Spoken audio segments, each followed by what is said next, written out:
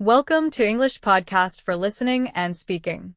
This channel will help you improve your English skills. Now, let's get started. Welcome to the Deep Dive. Today we're zeroing in on something that often makes IELTS test takers sweat a bit. Those tables in Writing Task 1. Right. Yeah, looking at all those numbers, rows, columns, it can feel pretty overwhelming, can it? Definitely. We get it. Yeah. Staring down that grid can feel like, I don't know, trying to decipher a code sometimes. So our mission today really is to give you a solid game plan, a way to approach and analyze these tables effectively, with confidence. Exactly. And we're basing this on, expert guidance from IELTS prep materials. We want to make it clear. Good. We'll cover how to structure your approach, what key things to actually look for in the data. Okay. Smart strategies for reporting the numbers, those common traps to avoid. Oh, yeah. Pitfalls. And really importantly, why that overview paragraph is just so critical. Make or break, actually. Right. Let's get straight into it then. So an IELTS table appears. It's tempting, isn't it, to just start listing every single number you see? It really is. But the advice is consistent. Don't do that. Step back first.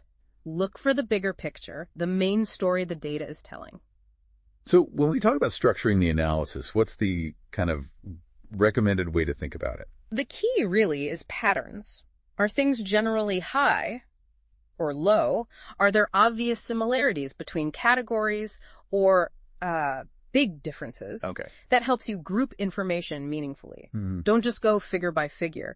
And before even looking closely at numbers, understand the categories, what's on the axis, what's being measured. Makes sense. Get the lay of the land first. Yeah. And then when it comes to actually writing the report, is there a standard paragraph structure that works well? Yeah, there's a pretty reliable structure. Usually 4 paragraphs work best. 4. Okay. You've got your introduction, brief paraphrase of the question. Then the overview is super important. We'll come back to that. Right. Then typically 2 body paragraphs where you detail the specifics with data. Right. Maybe a 3rd body paragraph if the data naturally splits that way, but 4 is often enough. And each one has a distinct job to do. Absolutely. A clear function. Intro sets the scene. Overview gives the main points. Body paragraphs provide the supporting evidence. Got it. A strategic approach, not just like throwing data onto the page. Exactly. So, okay, structure in mind. What are we actually looking for in the table? What are these key features we need to spot? Think of them as the headlines, the most striking things. So that means the highest values, definitely. The peaks. Yeah, the peaks. And the lowest values, the troughs. Anything unusual, anything that stand out as maybe unexpected. An outlier. Precisely. An outlier. And if the table shows data over time, any significant changes or trends, big increases, big decreases, stability, those are key features. Okay, so if one number is just way higher than everything else. That's a key feature. Definitely mention it. Single it out. And what about the really small numbers? Do we just ignore them? Not ignore, but you handle them differently. Noticeably low numbers are also important to identify. But here's a useful strategy. If you have several categories with really small numbers, say all under 5%, you can often group them. Just say something like, categories X, Y, and Z all accounted for less than 5%. You don't need to list each one individually if they're all minor. Okay. So you acknowledge them, but collectively. Right. But again, if one category or number is exceptionally high, that deserves its own mention as a key feature. Don't lump that in. That makes sense. It's about significance. Okay, so we've identified these key features.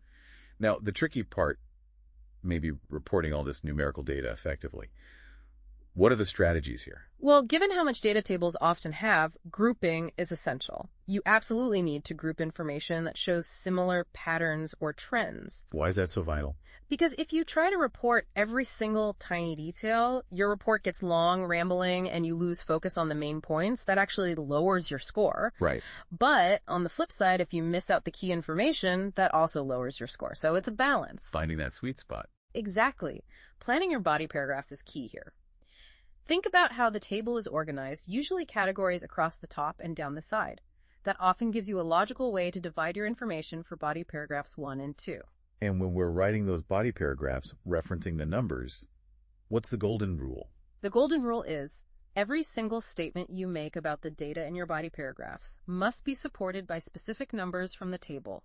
No exceptions. Wow. Okay, so no generalizations without proof. None. If you say category A increased significantly, you must follow it with not rising from X to Y, or something similar, using the actual figures. Otherwise, you lose marks for task achievement. That's a whole 25% of your score right there. Okay, crystal clear. Evidence, evidence, evidence. Right. But does that mean we have to list every single number if there are, say, 20 data points in a category? Oh, definitely not. No, you don't need to list every single one. That goes back to being selective. Yeah. It's perfectly fine, even encouraged sometimes, to summarize. You could give an average for a group or provide a range. Values range from X to Y. Yeah. So being selective shows understanding. It does. It shows you can prioritize information. Aim for over 150 words, obviously, but try to keep it concise. Under 200 words is a good target. And what about the language itself? Very important. Vary your sentence structures. Don't just use category A was X, category B was Y over and over. Right, keep it interesting. And pay close attention to dates. Does the table show one point in time or changes over several years? Your grammar, your tenses have to reflect that accurately. Past tense for past data, present if it's current, language of change if it's dynamic.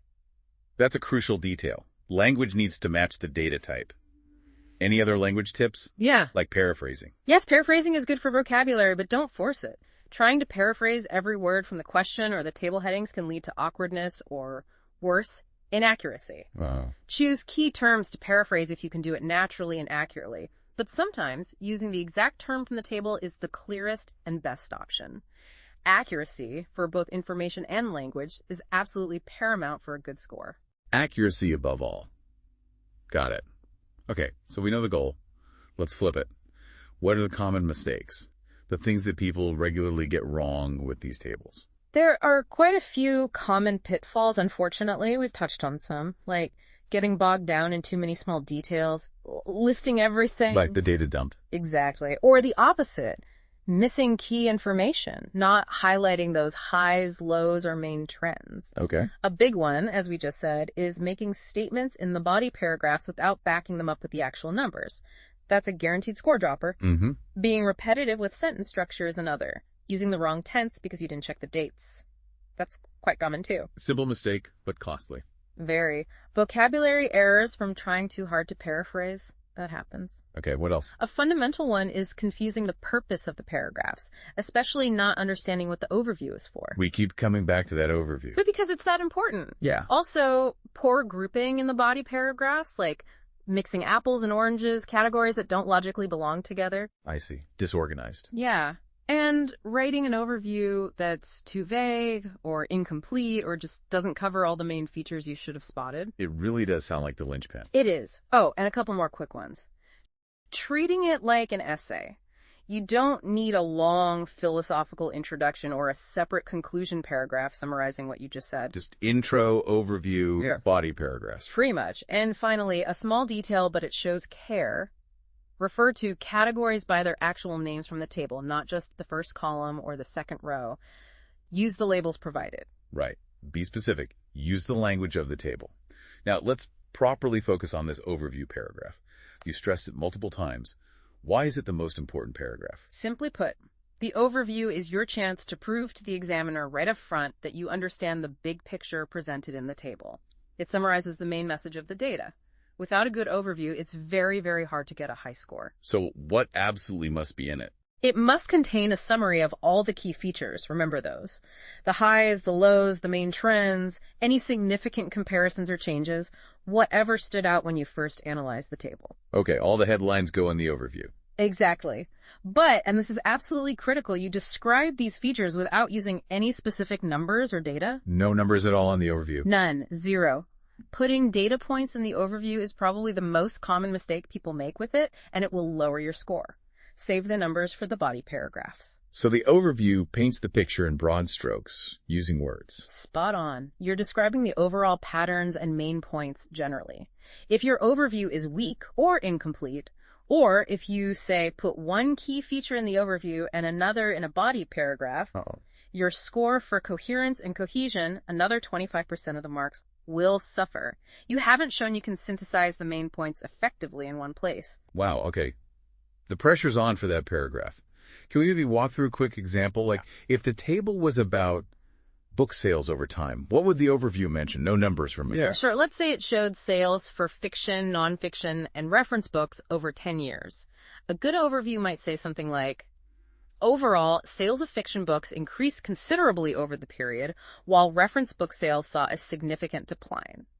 Nonfiction sales, however, remained relatively stable throughout the decade. Fiction consistently had the highest sales figures, whereas reference books sold the least, particularly in the later years. Okay, I see. It covers the main trends for each category and the overall highest, lowest, but no specific sales figures. Exactly. Or maybe a table on internet access methods by age group in, say, 2023. What would that overview look like? It might say, overall, broadband internet was the most common access method across all age groups, while dial-up usage was minimal.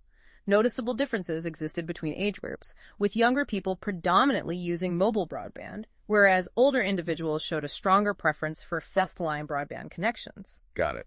Main method, least common method, key difference between groups. All summarized. Precisely. You capture the essence, the main takeaways in that overview. The specific percentages and numbers come later.